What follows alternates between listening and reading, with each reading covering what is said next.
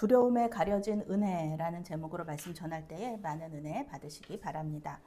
오늘의 핵심 주제는 우리가 알아차리지 못해도 주님은 우리를 도우신다.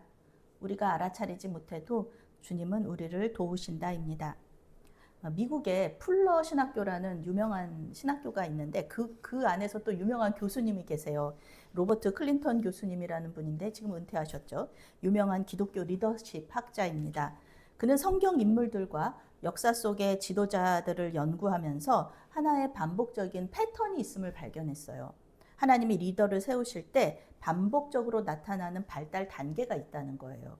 그것을 설명한 거죠. 그것을 이론으로 만든 거죠. 하나님은 지도자를 뭐 하루아침에 딱 이렇게 만들지 않으신다는 거예요. 평생에 걸쳐서 훈련시키시는 거예요.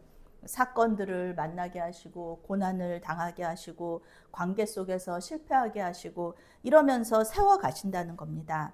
이런 단계들을 첫 번째로 말한다면은 이제 주권적 기초 단계.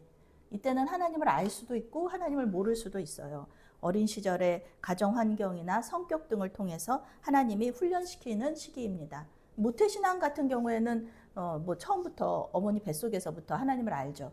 그렇지만 오늘 우리 권사님도 말씀하셨는데 어떤 교회 목사님 방송에서 설교하시는데 저분 당대라고. 그분은 예수님을 태어나서 모르셨어요. 나중에 이제 알게 되시면서 또 하나님께 또 그 큰 교회 담임하시는 목사님으로 쓰임 받고 계시는 거죠. 이런 주권적 기초 단계가 있습니다. 하나님의 주권이 이때에 있는 거예요. 뭐 하나님이 내가 뭐 하나님 모태에서부터 하나님 알고 싶다고 그 되는 게 아니고 또 이게 하나님께서 주권적으로 역사하시는 그런 시기입니다. 다윗의 목동 시절, 또 모세의 왕궁 생활이 이런 단계고요. 두 번째는 내적인 성장 단계입니다. 하나님과의 관계가 깊어져요. 하나님을 알게 되고 하나님과 관계가 깊어집니다. 하나님은 이때 능력보다는 성품을 훈련시키세요. 저 리더십 공부할 때 교수님이 그러셨어요. 아무리 능력이 좋아도 성품이 나쁘면 어느 단계에서 올라가지 못한다고. 여기 발달 단계가 있는 거잖아요. 성품 훈련을 하나님께서 시키시고 그 성품 훈련에 통과해야지 다음 단계로 넘어간다는 겁니다. 그래서 기도와 순종, 시험과 연단을 통해서 리더를 훈련시키시는데요. 이제 다윗은 이제 오늘 말씀의 2단계죠. 그 사울에게 쫓기면서 두려움 속에서도 하나님을 의지하는 훈련을 계속해서 하게 됩니다. 세 번째 단계는 사역의 성숙 단계로서 이때부터 본격적으로 은사와 사역이 드러납니다. 네 번째는 삶의 성숙 단계고요. 사역이 성공하면서 하나님과 깊은 관계를 형성하게 됩니다. 다섯 번째가 이제 모든 것이 꼽히는 수렴 단계. 하나님이 그 사람의 은사, 경험, 성품, 부르심을 하나로 모아서 가장 효과적으로 쓰시는 시기입니다. 이제 마지막으로는 마무리 단계입니다. 말년에 영향력을 남기는 단계죠. 후계자를 세우고 지혜를 전수하는 그런 단계입니다. 이제 오늘 말씀부터 다윗은 본격적으로 사울을 피해서 도망자 생활을 하게 됩니다. 상대적으로 안전했던 목동 생활, 부잣집 도련님이었잖아요. 골리앗 장군과의 싸움에서 이겨서 왕궁에서 생활했던 그런 생활들, 그것을 이제 영광의 생활을 뒤로 하고 왕의 사위이고 왕자와 가장 절친이었던 그 생활을 뒤로 하고 이제 도망자의 생활을 하게 됩니다. 하나님의 새로운 훈련 단계가 시작된 거예요. 하나님 이렇게 하세요. 하나님이 뭐 계속 그 자리에 머물게 하시지 않습니다. 하나님이 택하신 사람은요 계속 훈련시키세요. 이제 다윗은 그 이스라엘의 왕으로 기름 부음 받았지만은 아직은 장군일 뿐이잖아요. 장군의 자리하고 왕의 자리는 다릅니다. 왕은 장군이 될 수 있어요. 그렇지만 장군은 왕이 될 수가 없어요. 요 훈련 단계가 달라요. 그래서 장군일 뿐, 지금의 단계는 장군이고요. 왕이 되려면 더 훈련이 필요합니다. 그것이 이제 그 능력보다는 하나님을 의지하는 그런 왕을 세우기 위한 그런 훈련 단계죠. 하나님을 의지하는 사람으로 만들기 위해서 하나님은 다윗을 광야로 몰아가십니다. 네, 성경 말씀, 오늘 말씀 1절부터 4절까지 함께 읽습니다. 1절부터 4절. 다윗이 노베 가서 제사장 아히멜렉에게 이르니 아히멜렉이 떨며 다윗을 영접하여 그에게 이르되 어찌하여 내가 홀로 있고 함께하는 자가 아무도 없느냐 하니 다윗이 제사장 아히멜렉에게 이르되 왕이 내게 이를 명령하고 이르시기를 내가 너를 보내는 것과 내게 명령한 일은 아무것도 사람에게 알리지 말라 하시기로 내가 나의 소년들을 이러이러한 곳으로 오라고 말하였나이다. 이제 당신의 수중에 무엇이 있나이까? 떡 5덩이나 무엇이나 있는 대로 내 손에 주소서 하니 제사장이 다윗에게 대답하여 이르되 보통 떡은 내 수중에 없으나 거룩한 떡은 있나니 그 소년들이 여자를 가까이만 하지 아니하였으면 주리라 하는지라. 아멘. 요나단과 헤어진 다윗이 사울 왕을 피해서 도망간 곳이 바로 제사장과 성막이 있는 놉이라는 곳입니다. 오늘날로 말하면은 교회를 찾아간 거예요. 교회를. 다윗이 교회를 찾아갔어요. 성경은 다윗이 왜 성막에 갔는지 말해주지는 않습니다. 그런데 제사장에게 무엇을 요청했는지는 말해요. 그것은 바로 떡과 무기를 요청합니다. 도망자 생활 속에서 가장 필요로 하는 것이죠. 제사장은 다윗이 갑자기 혼자서 나타난 것을 보면서 놀랐어요. 지금 이스라엘의 장군이잖아요. 다윗은 왕의 사위고. 그러면은 이 같이 군대가 움직여야 되는데 갑자기 놉 땅에 나타나니까 성막에 나타나니까 놀랬습니다. 그런데 다윗이 이때 아히멜렉을 제사장을 속여요. 자신이 사울 왕에게 비밀 임무를 맡고 지금 혼자서 여기 와 있는 거다. 이제 그 어느 곳에 지금 내 부하들은 거기 다 있는데 나 혼자 지금 비밀 임무 때문에 여기 왔다. 이렇게 속입니다. 예, 그러면서 먼저 먹을 것을 요청해요. 먹을 것을 요청합니다. 참 딱하게 됐어요. 부잣집 도련님이었고 왕궁에서 살다가 갑자기 도망자의 신세가 되어서 배가 고프니까 먹을 거를 좀 달라고 목사님한테 이제 요청하는 거죠. 안타까워요. 사무엘과 함께 선지자 학교에서 이제 도망자 생활할 때는 가난해도 이제 소박한 음식을 먹어도 몇 끼 사무엘 선지자와 같이 먹었을 거 아니에요. 그런데 이제는 아니에요. 이제는 매일매일 일용할 양식을 구해야 하는 그런 광야에서의 삶을 살게 되는 겁니다. 먹을 것이 있으면 있는 대로 달라는 다윗의 요청에 제사장 아히멜렉은 하나님께 제물로 드린 거룩한 떡밖에 없다. 이렇게 말해요. 하나님을 예배하는 성막 안에는요, 금으로 만든 떡상이 있습니다. 테이블이죠. 떡을 올려놓는 테이블인데 이 매주 안식일에 이스라엘의 12지파를 대표하는 그 12개의 진설병이 올라가요. 떡이 올라갑니다. 진설한다 그래서 진설하는 빵이라 그래서 진설병이거든요. 그래서 이쪽에 6개, 이쪽에 6개에서 12개가 올라갑니다. 이것은 그 예수님을 상징하는 거죠. 생명의 양식 되시는 예수님을 상징하고 또 이제 12지파를 상징하기도 합니다. 일주일 동안 진설하고 다음 안식일에 이제 뜨거운 새 떡을 올리는 거예요. 그러면 이제 일주일 지난 떡은 어떻게 하느냐? 하나님께 올려드린 거니까 거룩하거든요. 그래서 이것은 이제 제사장들이 먹게 되어 있습니다. 버리지 않아요. 제사장들이 이 떡을 먹어요. 이 떡은 최고급 밀가루로 만들어집니다. 이게 그 고운 가루라고 얘기하잖아요. 최고급이거든요. 이것으로 만들게 되어 있습니다. 그래서 이거를 올린다는 것 자체가 대단한 거예요.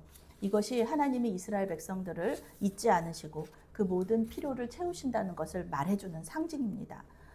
왜냐하면 이 진설병 고운 가루, 최고급 밀가루는요, 구하기가 쉽지 않습니다. 처음에 이것을 시작한 곳이 광야에서, 성막에서, 광야에 성막 짓고 나서 아무것도 없고 농사 지을 데 없잖아요. 이 최고급 이 고운 가루를 어디서 얻어요? 최고급 올리브유를 어디서 얻어요? 하나님께서 주시지 않으면은 이것은 올릴 수가 없는 거거든요. 그러니까 이 진설병을 매주 만들어서 올린다.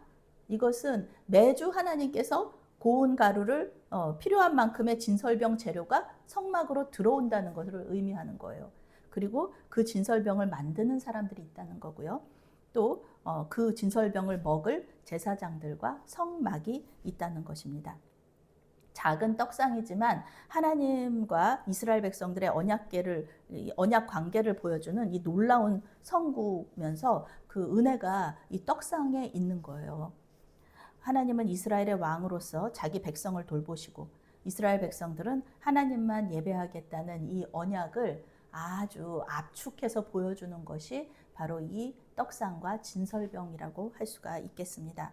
우리 교회도 마찬가지죠. 우리 교회도 작지만 매주 주일 예배를 드린다는 거 엄청난 기적입니다.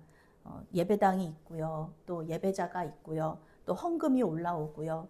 그리고 또 이제 꽃에 대한 부분도 이제 오늘 또 우리 성도님 말씀하셨는데 꽃을 이렇게 올릴 수 있다는 거, 이거 엄청난 대단한 겁니다. 이것은 하나님이 살아계시다는 것을 또 우리 교회를 사랑하신다는 것을 보여주는 증거입니다. 그렇기 때문에 오늘 성경은요, 단순히 다윗이 성막에 가서 떡을 요청했다, 이거를 얘기해 주는 게 아니고요. 이제부터 다 하나님께서 도망자인 다윗에게 필요한 모든 것들을 이제 공급하실 것을 약속하시는 것, 그것을 보여주시는 장면이라고 할 수가 있습니다. 8절부터 9절까지 말씀 우리 함께 읽겠습니다. 다윗이 아히멜렉에게 이르되 여기 당신의 수중에 창이나 칼이 없나이까? 왕의 일이 급함으로 내가 내 칼과 무기를 가지지 못하였나이다 하니 제사장이 이르되 내가 엘라 골짜기에서 죽인 블레셋 사람 골리앗의 칼이 보자기에 쌓여 에봇 뒤에 있으니 내가 그것을 가지려거든 가지라. 여기는 그것밖에 다른 것이 없느니라 하는지라. 다윗이 이르되 그 같은 것이 또 없나니 내게 주소서 하더라. 아멘. 예, 이 먹을 것 다음에 다윗이 구한 것이 그 무기입니다. 예, 이제는 다윗이 곰과 사자 때려잡고 골리앗을 때려잡았던 물맷돌, 이거는 이제 그 시대는 지나갔어요. 물맷돌의 시대는 지나갔습니다. 그 훈련 기간 끝났어요. 이제는 무기가 있어야 됩니다. 하나님의 훈련 계획 속에서 다윗에게는 좋은 무기가 필요했고요. 마침 이 성막에 예전에 다윗이 골리앗의 목을 베었던 그 칼이 보관되어 있었습니다. 다윗이 골리앗을 죽일 때는 물맷돌로 죽였는데 그 예전의 전쟁은 그 장수의 목을 베어야 되는 거잖아요. 그때 그 목을 베었던 것이 그 골리앗 장군의 목을 베었던 칼이 누구의 칼이었냐면은 바로 자기의 칼이었어요. 그러니까 골리앗 장군의 칼이었어요. 그거를 그 목을 베고 다윗이 그 칼을 이제 가지고 가지는 않았는데 그것이 돌고 돌아서 어디로 갔냐면은 성막에 들어가 있었던 거예요. 왜냐하면은 블레셋의 다곤 우상 신전에 언약궤가 들어가 있듯이 전리품으로서 골리앗의 칼이 이스라엘의 성막에 들어가 있었던 겁니다. 성경은 다윗이 왜 성막으로 찾아왔는지는 말해주지 않지만 학자들은 다윗이 이 칼 찾으러 온 거다 이렇게 말하고 있어요. 골리앗의 칼은 단순히 좋은 무기를 보여주는 것이 아닙니다. 떡상, 진설병이 하나님의 은혜를 보여주는 것처럼 이 무기, 골리앗의 칼은요, 하나님의 도우심을 기억하게 하는 어떤 기념품이기로 하는 거죠. 우리가 노방전도 나가잖아요. 그러면 전도지와 함께 건빵을 돌리는데요. 사실 노방전도로 누가 오지는 않습니다. 우리 목사님들 모이면 그래요. 수천 장을 돌려도 전도지 수천 장을 돌려도 한 명도 안 온다고 막 그런 얘기를 해요. 그러면은 우리가 전도지 돌리면서 노방전도를 하지 말아야 되느냐? 그거는 아닙니다. 왜냐하면은 우리 성도들 중에 가나안 성도들이 있잖아요. 하나님을 기억하게 하는 어떤 한 순간, 그 순간이 바로 우리가 전도지를 드릴 때 그분들이 나도 예전에 이렇게 전도했었는데, 나도 예전에 이렇게 하나님께 예배를 했던 시절이 있었는데, 그 기억만 하게 하는 것만으로도 우리는 우리 할 일을 다 했다고 할 수가 있다는 겁니다. 우리 교회는 나오지 않아도 그 때를 기억하면서 자기들이 원래 다녔던 교회로 돌아가면은 너무 좋은 거고요. 또 가까운 교회로 찾아가도 너무 좋은 일입니다. 그것이 또 우리 전도자들이 할 일이죠. 교회를 오고 안 오고는 하나님과 그 사람의 문제입니다. 다윗도 골리앗의 칼을 사용하고 그 칼을 볼 때마다 정말 말도 안 되는 상황에서 승리를 안겨주셨던 하나님을 기억할 거예요. 이제 그 칼은 그런 하나님의 도움과 은혜를 보여주는 어떤 기념품이 된다는 겁니다. 10절부터 13절까지 말씀 함께 읽겠습니다. 그날에 다윗이 사울을 두려워하여 일어나 도망하여 가드 왕 아기스에게로 가니 아기스의 신하들이 아기스에게 말하되 이는 그 땅의 왕 다윗이 아니니까 무리가 춤추며 이 사람의 이를 노래하여 이르되 사울이 죽인 자는 천천히요 다윗은 만만이로다 하지 아니하였나이까 한지라. 다윗이 이 말을 그 마음에 두고 가드왕 아기스를 심히 두려워하여 그들을 앞에서 그의 행동을 변하여 미친 채 하고 대문짝에 그적거리며 침을 수염에 흘리매. 아멘. 네, 하나님의 성막이 있는 높당에서 진설병과 골리앗의 칼을 가지고 다윗이 간 곳, 도망친 곳, 놀랍게도 골리앗의 고향인 블레셋의 가드입니다. 다윗은 사울을 피해서 적국인 블레셋의 가드를 선택한 거예요. 우리가 읽지는 않았지만 다윗이 성막에서 진설병과 칼을 받을 때 에돔 사람 도액이 있었습니다. 그 사람은 이제 사울 왕의 목자장이었는데요. 이 사람은 용병으로서 사울 왕에게 고용되어서 높은 자리에 올라간 거예요. 그러니 다윗 역시 블레셋의 그 가드라는 곳에 가서 용병으로 고용될 수 있었다는 거예요. 학자들은 다윗의 이 선택에 대해서 부정적인 의견을 가지고 있습니다. 골리앗 그 장군의 그 고향 가드로 가서는 안 됐다는 겁니다. 그냥 그래 죽으나 사나 이스라엘 땅에 있어야지. 왜냐하면 구약 시대에는 가나안 땅을 떠나는 거를 굉장히 이제 부정적으로 보거든요. 그래서 그 가나안 땅을 떠나면 안 돼요. 아브라함도 이집트 갔다가 애국 갔다가 고생하잖아요. 그런 것처럼 가나안 땅 떠나는 거를 좋아하지 않습니다. 이 구약 성경이. 그래서 다윗도 마찬가지예요. 블레셋으로 왜 도망가냐. 잘못된 결정이었다라고 얘기하는 거죠. 지금 읽은 구절을 보면은요. 왜 도망갔느냐. 우리가 이해하려면 또 이해할 수도 있어요. 왜 도망갔느냐. 다윗이 두려워했다는 말이 2번이나 나옵니다. 우리가 보기에는 다윗이 왜 그걸 두려워해. 여기서 다윗이 사울왕 두려워하고 블레셋 가드왕 아기스에게 신하들이 말한 거 두려워하고 이런 거거든요. 여기 그 12절 말씀에 보면은 다윗이 이 말을 그의 마음에 두고 가드왕 아기스를 심히 두려워하여 라는 말이 있습니다. 하나님이 마음에서 없어지고요. 그 두려움이 마음속으로 이렇게 채워지는 거예요. 그러면은 잘못된 결정하게 됩니다. 다윗은 그 두려움이 없이 사자와 곰을 손으로 찢어 죽이고 그 맨 변변한 무기도 없이 골리앗과 1대1로 싸웠었잖아요. 대단히 용감한 사람이잖아요. 뭐 사울 왕의 부하로 있었을 때도 신하로 있었을 때도 가는 곳마다 전쟁에서 승리했던 사람이거든요. 그런데 이 말씀을 묵상하면서 다윗도 두려워했구나. 다윗도 두려워하면은 이렇게 그 위대한 다윗도 두려움 속에 휩싸이면은 잘못된 결정 내리는구나. 생각하니까 또 다른 말씀이 생각이 났습니다. 엘리야 선지자예요. 열왕기상 18장 19장에 나오죠. 바알과 아세라 선지자 850명과 갈멜산에서 대결했어요. 1대 850이에요. 엄청나죠. 거기서 이제 불 내려달라는 거, 재물을 태우는 거, 그거에 대한 대결을 했는데 엘리야의 하나님이 불을 내려주셔서 재물을 싹 다 태워주셨잖아요. 그리고서 바알 선지자 400명을 다 죽이거든요. 그런데 그 대결에서 이긴 후에 그 용감했던 엘리야 선지자가 이세벨 왕비의 위협을 두려워해가지고 도망치는 거예요. 무서워서 도망쳐요. 이 대단한 사람이 두려움에 사로잡히면서 하나님의 은혜와 역사는 전부 다 잊어버리는 겁니다. 목숨이 위험해지니까요. 거짓말도 하게 되고요. 겁쟁이가 되어서 잘못된 결정을 내립니다. 우리는 다윗이 두려워서 도망치는 과정 속에서 성경을 통해서 하나님의 신실하심과 도우심을 우리는 볼 수 있잖아요. 근데 정작 당사자는요. 하나님의 은혜가 보이지 않아요. 말 그대로 두려움에 휩싸여 있어서 도우시는 하나님의 은혜가 보이지 않는 겁니다. 우리는 보이는데 하나님이 보이는데 이 당사자는 보이지가 않아요. 그렇죠. 우리 보면은 두려움에 휩싸여 있는 사람들을 보면은 하나님 볼 수 없어요. 그런데 우리는 보여요. 우리는 하나님 왜 저 사람 저렇게 할까? 하나님께서 이렇게 좋은 것들을 주시는데 그걸 우리는 보이는데 그 당사자는 안 보이는 거죠. 우리가 생각해도 다윗이 블레셋으로 도망친 거 이해가 안 돼요. 블레셋 사람들은 당연히 더 이해가 안 되죠. 아니 저 사람 거의 뭐 여기서 왕이라고 하잖아요. 이스라엘의 왕 아니야 저 사람? 그런데 여기 왜 도망친 거야? 여기까지 왜 도망친 거야? 저 사람 우리나라에 와서 거짓으로 투항하고서 스파이 노릇하려나 보다.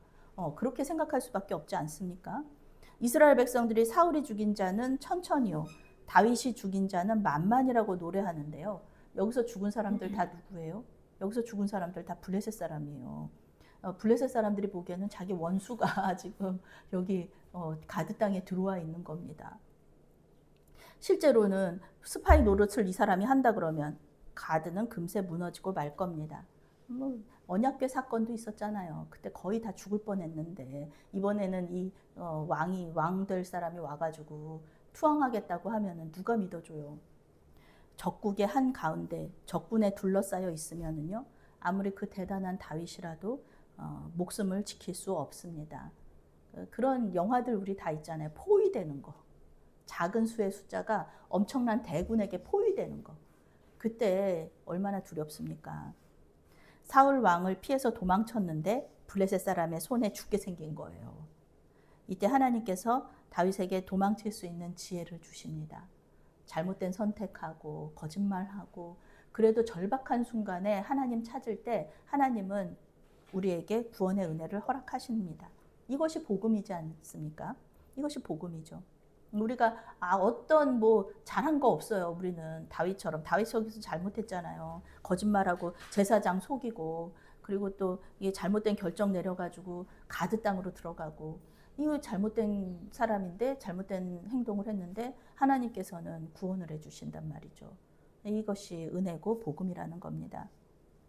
그 지혜가 뭐냐면요 미친 척하는 거예요. 미친 척하는 거. 미쳤다는 말은 원어적으로 헛소리하다, 술에 취하다, 사납게 날뛰다라는 뜻을 가지고 있습니다. 이 아름답고 용감한 장군이 미친 척을 하는 그런 장면을 떠올리면은요 딱하기도 하지만 이런 행동을 한 덕분에 도망칠 수 있었다는 거죠. 대문에 낙서를 하고 수염에 침을 흘리면서 이 상황을 돌파합니다. 다윗은 이때 시편 34편을 기록하는데요. 이 시는 모든 두려움에서 자신을 구원해 주신 하나님을 찬양하는 내용입니다. 특히 19절 말씀에 이런 말씀이 있어요. 의인은 고난이 많으나 여호와께서 그의 모든 고난에서 건지시는도다. 아멘. 우리가 때때로 두려움에 휩싸일 때가 있습니다. 두려움이 몰려올 때 우리가 가만히 그 두려움의 정체를 생각하고 성찰해 보면은요, 죽음과 관계가 있다는 것을 알 수가 있어요. 죽음과 관계가 있어요. 트라우마의 정체죠. 우리의 기억 속에 남아있는 죽음. 그것이 두려움을 가지고 와요. 그래서 우리 트라우마를 치료하시는 사람들이요, 그 트라우마가 생긴 그때의 기억을 보게 하면은요, 그 트라우마로부터 자유로워질 수가 있죠. 오늘 다윗의 두려움 역시 사울 왕과 아기스가 자신을 죽일 수 있다는 사실, 거기서 왔습니다. 그렇습니다. 우리의 두려움은 궁극적으로는 죽음에 대한 두려움입니다. 그런데 우리 믿는 사람들이 죽음을 두려워한다는 거 사실 말이 안 되거든요. 우리 믿는 사람들은 부활을 믿는 사람들입니다. 예수님께서 십자가에서 죽으시고 다시 살아나시면서 부활의 첫 열매가 되셨어요. 우리 역시 한 번은 죽어요. 저도 어제 그저께네요. 저희 서울연의 여교육자회 총무 목사님의 아버님이 돌아가셔서 여기 삼양교회 권사님이신데 아버님이 돌아가셔서 장례식장을 다녀왔습니다. 한 번은 죽습니다. 그런데 우리는 다시 살아날 것을 믿으시기 바랍니다. 그래서 우리는 죽음을 두려워할 필요가 없죠. 두려움에 휩싸여 있으면은요, 우리의 삶 속에서 역사하시는 하나님의 은혜가 보이지 않습니다. 주변 사람들은 볼 수 있는데요, 우리 자신은 보이지 않아요. 하나님의 은혜가 보이지가 않으니까 당연히 감사가 사라집니다. 감사할 것이 있어야 감사를 하죠. 감사할 것이 없는데 어떻게 감사를 하겠습니까? 하나님의 은혜를 경험하지 못하는데 어떻게 감사가 나올 수 있겠습니까? 그러니 우리의 마음에 감사가 사라지고 그 자리에 두려움이 차오른다. 이것을 깨달으면은요, 즉시 하나님께 도움을 요청해야 합니다. 지난번에 저는 호스피스 교육을 받은 적이 있는데요. 의정부 성모병원에서 이제 암 전문의가 오셔서 강의를 하셨어요. 암 환자들이 가장 두려워하는 게 뭐냐면요, 통증이라는 거예요. 통증. 그런데 의사 선생님 말씀이요, 요즘 의학이 발달하고 약이 좋아져서 통증을 두려워할 필요가 없다고 합니다. 그러니 우리의 두려움의 실체를 알게 되면은 더 이상 두려워할 필요가 없는 거죠. 오히려 그 두려움 너머에서 역사하시는 하나님의 은혜를 볼 수 있어야 합니다. 사실 우리의 삶 속에서 하나님이 얼마나 우리에게 잘해 주십니까? 우리 교회가 매주 예배할 수 있다는 것 자체가 기적이라는 겁니다. 물론 더 많은 성도들이 함께 예배하면은 좋아요. 좋은데 이 과정도 하나님께서 우리를 향하신 리더십 훈련 과정이라고 생각하면은 하나님의 은혜를 우리가 발견할 수 있는 거예요. 이 과정은요, 나이랑은 상관없습니다. 우리 권사님이나 집사님이나 저희 성도님 연세가 많으시니까 나는 뭐 이제 거의 뭐 마지막 단계겠지 생각하실 텐데 아닙니다. 이 발달 단계는요, 나이랑 상관이 없어요. 두려움이 몰려올 때마다 주님께 맡겨드리고요. 그 너머에서 역사하시는 하나님의 은혜와 도우심을 보시고 또 그 은혜를 경험하시는 저와 여러분이 되시기를 바라겠습니다. 아멘. 사랑의 하나님, 때때로 두려움에 사로잡혀 주님을 잃어버릴 때가 있음을 고백합니다. 우리의 연약함을 불쌍히 여기사 용서하여 주시옵소서. 우리의 삶 속에서 순간순간 역사하시는 주님을 만나고 경험하게 하여 주시옵소서. 또한 우리를 훈련시켜 주셔서 나이와 상관없이 지도자로 쓰임받게 하여 주시옵소서. 예수님의 이름으로 감사하며 기도했사옵나이다. 아멘.